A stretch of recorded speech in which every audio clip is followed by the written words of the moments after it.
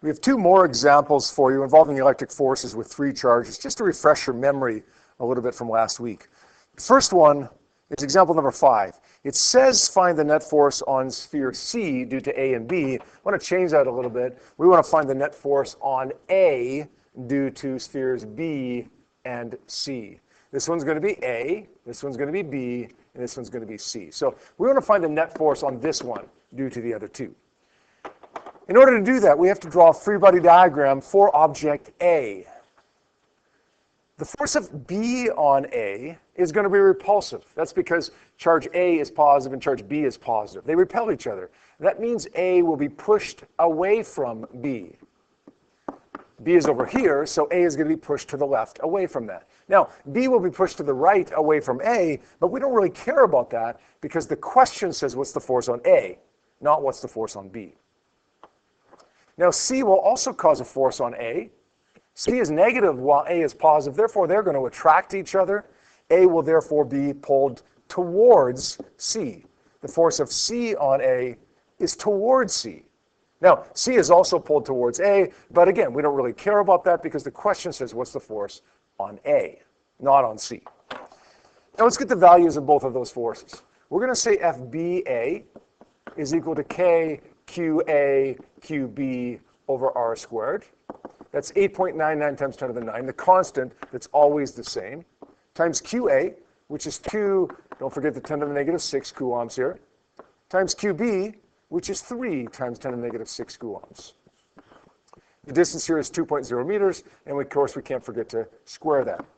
When we sub that into a calculator, we end up getting for FBA 1.3485 times 10 to the negative 2 newtons. Now, let's get the value of FCA. It's going to be equal to KQA QC over R squared. It's the constant, times, once again, 2 times 10 to the minus 6. QC, this time, is 1 times 10 to the negative 6. Not negative 1. Remember, we always drop the sign of a charge inside we get into an equation. We want a negative value in an equation to mean direction, not a type of charge. Now, what's the value of R that we sub in here? It's not 2, it's not 1.5, but rather the distance between A and C is both of those combined. It's 3.5 meters, and of course, we can't forget to square that. That gives us, when we sub it into a calculator, 1.467755 times 10 to the negative 3 newtons. These are two forces. Now we'll go back to our Physics 20 playbook and simply add those forces together to get the net force. F net is equal to FBA plus FCA. FBA, we're going to make a negative value because it's to the left. And FCA, we're going to make a positive value because we have it drawn to the right. When we add those together, we get a value of negative 1.20 times 10 to the negative 2 newtons, which means, of course, this net force ends up being to the left.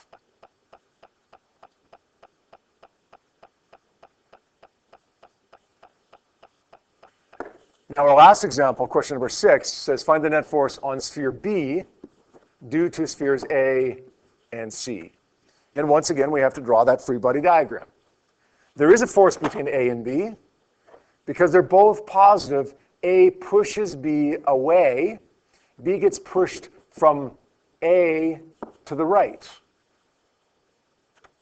Now, B and C are opposite charges. B is positive, C is negative. That means they're going to attract each other. B is therefore pulled towards C. Now, C is pulled towards B, right? But we don't really care about that because the question doesn't ask us what's the net force on C. It asks us for the net force on B. Once again, we got to calculate both of these forces. FAB equal to KQA QB over R squared. We sub our numbers in for that. I'm going to take a little shortcut here and just give you the answer. We get 2.2475 times 10 to the minus 2 newtons. Make sure that you can sub all of these numbers in and end up getting that value for FAB. We'll do the same thing for FCB. It's KQC QB over R squared. Again, make sure that you can sub in all of these values. Make sure you drop the negative, by the way, because again, we never sub in a negative charge into an equation. We end up getting, for this one, 5.9933 times 10 to the minus 2. We got to add these vectors together, but we have to add them together vectorially. FAB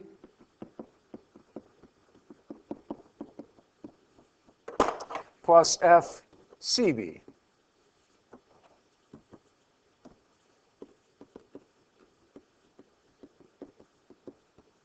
And of course, we want to find the resultant vector here, which is the hypotenuse, the magnitude of the net force, and we want to find the angle as well.